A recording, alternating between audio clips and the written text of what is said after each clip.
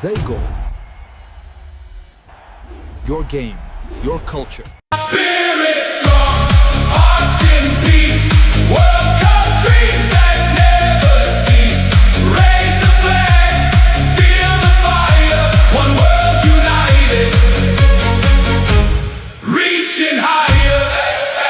ነው ቀሪ 16ቱና ተሰናባቾቹ የተለዩበት አስደናቂ የዓለም ዋንጫ ፍልሚያዎች ዓለምን ያስደነቀውና አርጀንቲናን ያስጨነቀው የሰማያዊ ሻርኮቹ ተጋድሎ ከአንድ ትንሽ ደሴት እስከ ታላቁ የዓለም ዋንጫ መድረክ የተመዘገበ አስደናቂ ታሪክ እንዲሁም ኩራት የተሞላበት አሳዛኙ ስንብታቸው 2026 የዓለም ዋንጫ መድረክ ዓለም ከተመለከተቻቸው እጅግ አስገራሚ ጨዋታዎች መካከል አንዱ የአርጀንቲናና የኬፕ ቨርዴ ፍጥጫ ነው። ሰማያዊ ሻርኮች አርጀንቲናን አንገት ለአንገት ተናንቀው ሲያስጨንቁ አምሽተዋል። ፍጹም የበላይነትን ያሳያሉ ተብሎ የተገመቱት የወቅቱ ሻምፒዮን አርጀንቲናውያን ለመጀመሪያ ጊዜ ለዓለም ዋንጫ በበቃቸው ትንሿ የደሴት ሀገር ኬፕ ቨርዴ እስከ ጨዋታው ማብቂያ የመጨረሻው ሽርፍራፊ ሰከንድ ድረስ ብርቱ ፈተና ገጥሟቸው ነበር። በ29ኛው ደቂቃ ላይ ከላውታሮ ማርቲኔዝ የተሻገረችለትን ኳስ ሊዮኔል አንድሬስ ሜሲ በጥሩ ሁኔታ ተቆጣጥሮ ወደ ግብነት ቀይሯታል። ይህች ግብም ከአርጀንቲናውያን የድል ደወልነት ባሻገር ሊዮኔል ሜሲ በዓለም ዋንጫው በተከታታይ 8 ጨዋታዎች ላይ ግብ ያስቆጠረበትን ታሪካዊ ክብረ ወሰን እንዲያራዝም አድርገዋለች። በተጨማሪም በዘንድሮ መድረክ ላይ በዓለም ዋንጫ 7 ግቦችን በማስቆጠር ከፍተኛ ግብ አስቆጣሪነቱን እንዲመራ አስችለዋለች። ኬፕ ቨርዴዎች ፍርሃታቸውን አውልቀው በመጣልና የመከላከል አቅማቸውን ወደ ማጥቃቱ በማምጣት 59ኛው ደቂቃ ላይ ሪያን ሜንዴዝ በጥሩ ታክቲክ ያሻገረውን ኳስ ዴሮይ ኦአርቴ ኳሷን የአርጀንቲናው ግብ ጠባቂ ማርቲኔዝ እጆች እንዳይቆጣጠሯት አድርጎ መረቡ ላይ አሳረፋት። በዚህም የጨዋታው 90 ደቂቃ 1-1 በሆናቸው ውጤት በመጠናቀቁ ወደ ተጨማሪ 30 ደቂቃ እንዲያመራ ተገደደ። ተጨማሪው ሰዓት እንደተጀመረ በ92ኛው ደቂቃ ላይ አርጀንቲና ከማዕዘን ምት ያገኘችውን ኳስ ተከላካዩ ሊሳንድሮ ማርቲኔዝ በግንባሩ በመግጨት አርጀንቲናን ዳግም 2-1 መሪ አደረገ። ነገር ግን የአፍሪካውያን ብርታት ምልክት የሆኑት ኬፕ ቨርዴዎች እጅ አልሰጡም ነበር። በ103ኛው ደቂቃ ላይ ሲዲኒ ሎፔዝ ካብራል ከግቡ ክልል ጠርዝ ላይ የመታው ማራኪ የሆነ ኳስ የአርጀንቲና መረብ ውስጥ ተዘፈዘፈ። ይሁን እንጂ አጨራርስን የተካኑበት አርጀንቲናውያን ሊዮኔል ሜሲ በረዥሙ ያሻማውን የማዕዘን ምት ክርስቲያኖ ሮሜሮ በግንባሩ ሲገጨው የኬፕ ቨርዴው ተከላካይ ዲኒ ቦርገስ ኳሷን ለመከላከል ሲሞክር ሳያስበው በራሱ ግብ ላይ አስቆጠራት። ይህች አሳዛኝ የራስ ግብ አርጀንቲናን 3-2 በሆነ ጠባብ ውጤት አሸናፊ አድርጋ ወደ 16ቱ ጥሎ ማለፍ እንድትሸጋገር አድርጋታለች። የዓለም ዋንጫው ክስተቶች የአፍሪካውያን ኩራቶች ዓለም እጅግ ያደነቃቸው በአንድ አይን አይቶ የወደዳቸው ሰማያዊ ሻርኮች እየተባሉ የሚጠሩት ኬፕ ቨርዴዎች በመጨረሻም አስገራሚ ታሪካቸውን ጽፈው ከውድድሩ በኩራት ተሰናበቱ።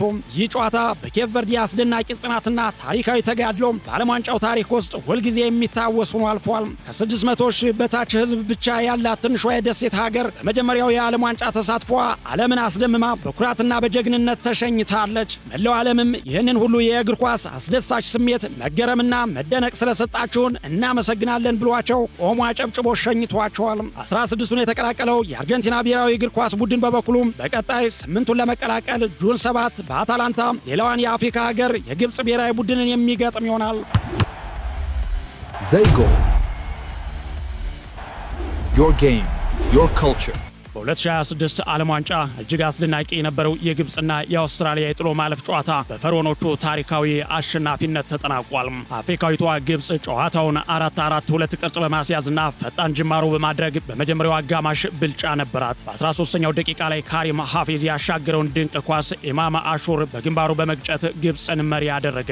አውስትራሊያ ሁለተኛው አጋማሽ በ55ኛው ደቂቃ ላይ የግብፁ ተከላካይ መሐመድ ሃኒ በራሱ መረብ ላይ ባገባት ግብ አውስትራሊያ አቻ መሆኗን ተከትሎ ጨዋታው ወደ ጭማሪ 30 ደቂቃ አመራ። ሆኖም ግን ለውጥ አልነበረውም። በተጨማሪው ሰዓት ሁለቱም ቡድኖች ጥንቃቄ የበዛበት ጨዋታ በማድረጋቸው ምክንያት ውጤቱ አልተቀየረም። ይሁንና ወደ ፔናልቲ ለመግባት ጥቂት ደቂቃዎች ሲቀሩ የአውስትራሊያው አሰልጣኝ ቶኒ ፖፖቪች ወጣቱን ቢች ቀይረው ግብ ጠባቂ ማቲው ራያንን ማስገባታቸው አልተሳካም። ማቲው ራያን አንድም ኳስ ማዳን አልቻለም ነበር። በአንጻሩ የግብፅ ብሔራዊ ቡድን ካፒቴን የሆነው መሐመድ ሳላህ በፓኒን ካሰልት ያስቆጠራትን ድንቅ ፔናልቲ ጨምሮ ግብፅ አራቱንም የቅጣት ምቶች አስቆጥራ 4-2 በሆነ ውጤት ማሸነፍ ችላለች። ይህ ድል ግብፅ በዓለም ዋንጫ ታሪኳ የጥሎ ማለፍ ጨዋታ ያሸነፈችበት የመጀመሪያው ድሏ ሆኖም ተመዝግቦላታል። በተለይ መሐመድ ሳላህ አስደናቂውን የፓኒን ካስልት በመጠቀም ያስቆጠራት ግብና የመጨረሻዋን የማሸነፊያዋን ጎል መረብ ላይ ያሳረፋት አብዱል ማጊድ ለግብፃውያን ብሎም ለአፍሪካውያን ጮቤ ሲያስረግጥ፣ በአንጻሩ ለአውስትራሊያ ተጫዋቾችና ደጋፊዎች ደግሞ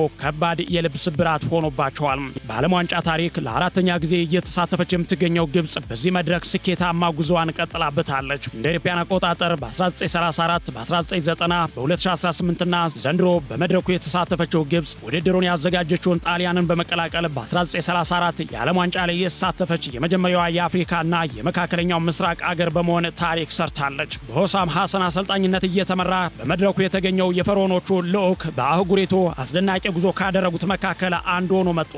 በታሪክ ለመጀመሪያ ጊዜ የጥሎ ማለፍ ምዕራፍ ላይ የደረሰችው ግብጽ ኒውዚላንድን 3-1 በማሸነፍ በዓለም ዋንጫ ታሪክ የመጀመሪያውን ድሏን አስመዝግባለች። በመቀጠልም አውስትራሊያን በፍጹም ቅጣት ምት በማሸነፍ በታሪክ ለመጀመሪያ ጊዜ የ16 ዙር ላይ መድረስ ችላለች። በ16 ውስጥም ከሞሮኮ ቀጥላ አፍሪካን በመወከል የምትፋለም ሀገር ሆናለች። በቀጣይም ከ2022 የኳታር ዓለም ዋንጫ ሻምፒዮን ከሆነችው ከላቲን አሜሪካው አርጀንቲና ጋር የምትፋለም ይሆናል። Zago. Your game, your culture. ደቡብ አሜሪካዋን ኮሎምቢያንና የምዕራብ አፍሪካዋን ሀገር ጋናን ያገናኘው ፍልሚያ በላቲኖ ሀገር አሸናፊነት ተጠናቋል። የጥሎ ማለፉን ጨዋታ ኮሎምቢያ ጋናን 1-0 በሆነ ጠባብ ውጤት በማሸነፍ ወደ 16ቱ ዙር ማለፏን ስታረጋግጥ፣ ጋና በበኩሏ 8ኛዋ ተሰናባች አፍሪካዊት ሀገር ሆናለች። በጨዋታው የመጀመሪያ አጋማሽ ላይ ጆን አሪየስ ያስቆጠራት ብቸኛ ግብ ኮሎምቢያን ወደምትፈልገው ስፍራ እንድታመራ አስችሏታል። ጋና በጉዳት ምክንያት ኮከብ ተጫዋቿ መሐመድ ኩዱስ ባለመሰለፉ የፈጠራ ብቃት አንሷት የታየች ሲሆን አንድም ኢላማውን የጠበቀ ሙከራ ሳታደርግ ከውድድሩ ውጭ ሆናለች። ኮሎምቢያም በቀጣይ ማክሰኞ በቫንኩቨር ከስዊዘርላንድ ጋር ለሩብ ፍጻሜ ለማለፍ ትጫወታለች። Zago. Your game, your culture.